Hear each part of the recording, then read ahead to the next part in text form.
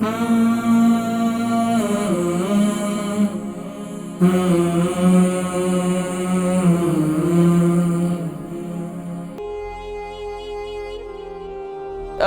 سے ان کو York acid کی پرابلم ہے۔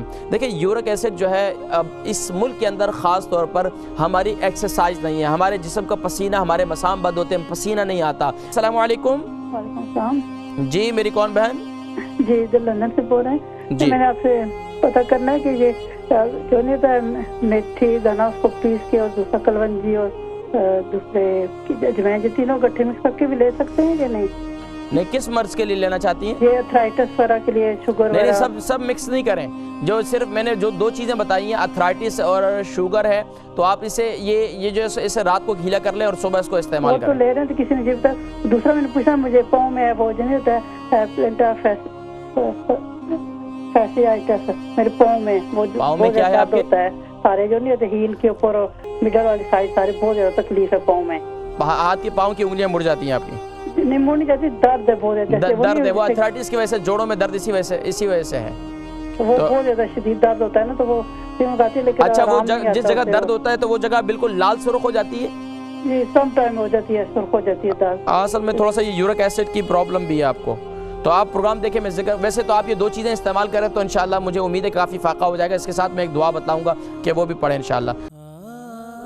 البرکہ ٹرسٹ کا منشور، آؤ غم سمیٹیں خوشیاں بانٹیں۔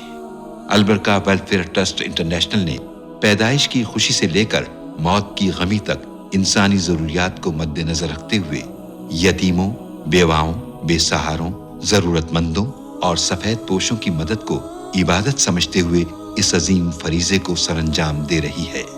سندھ اور بلوچستان میں البرکہ ٹرسٹ آپ کی زکوٰۃ، عطیات اور صدقات کی بدولت انہیں تنہا نہیں چھوڑتا اور ان کی ضروریات کو پورا کرنے کی ہر ممکن کوشش کی جاتی ہے۔ ماہانہ ڈور ٹو ڈور فوڈ پیکس کی فراہمی کے ساتھ ساتھ رمضان المبارک میں ہزاروں مستحقین کے لیے اسپیشل فوڈ پیکس سحر و افطار کا اہتمام کیا جاتا ہے۔ آپ بھی اپنی زکوٰۃ البرکہ ٹرسٹ کو دیجیے۔ رابطہ کیجیے 0121 6677 399۔ لندن سے ان کو یورک ایسڈ کی پرابلم ہے۔ دیکھیں یورک ایسڈ جو ہے اس ملک کے اندر خاص طور پر ہماری ایکسرسائز نہیں ہے، ہمارے جسم کا پسینہ، ہمارے مسام بند ہوتے ہیں، پسینہ نہیں آتا، اور جب پسینہ بھی نہیں آتا ہم کیا کھا رہے ہیں؟ ریڈ میٹ کھا رہے ہیں، ہم فش کھا رہے ہیں، ہم انڈے کھا رہے ہیں، ہم باقی جتنی جنک فوڈ کھا رہے ہیں، ساری چیزیں کھا رہے ہیں، اب پسینہ بھی نہیں آ رہا، جسم کے مسام بھی بند ہیں، تو اب یہ اندر یورک ایسڈ جو ہے کہیں نہ کہیں اپنا اثر دکھاتا ہے، یا تو ہڈیوں میں اثر دکھا دیتا ہے، یا معدے پہ اثر دکھا دیتا ہے، یا کڈنی پہ اثر دکھا دیتا ہے، کہیں نہ کہیں یورک ایسڈ جو ہے اپنے اثرات دکھا دیتا ہے۔ یورک ایسڈ کو کم کرنے کے لیے جن کو بھی یورک ایسڈ ہے، ایک تو جب یورک ایسڈ بڑھ جائے تو جیسے گاؤٹ کی تکلیف ہو جاتی ہے اکثروں کو، تو یورک ایسڈ کی اب اس کا بہترین طریقہ یہ ہے، ایک تو یہ کہ رات کو مولی جو ہے، مولی جو ہے رات کو نیمبو جو ہے اس کو کاٹ کے پھاڑیاں کر لیں اور اس پہ نیمبو ڈالیں، صبح نہار منہ یہ مولی کھائیں، یہ آپ کا یہ جو ہے یہ نیمبو والی یہ جو مولی ہے یہ آپ کے یورک ایسڈ کو کم کرے گی۔ دوسرا کام جن کا یورک ایسڈ بہت زیادہ بڑا ہوا ہے، دوسرا یہ کریں کہ رات کو میتھی دانہ گیلا کریں اور صبح جو ہے میتھی دانہ 2 کھانے کے چمچے گیلے کر لیں اور صبح جو ہے وہ میتھی دانہ بھی کھا لیں، اور میتھی دانے کے اثرات جو ہے کم سے کم بھی 40 ڈیز کے بعد آپ کو صحیح طور پر سامنے آئیں گے۔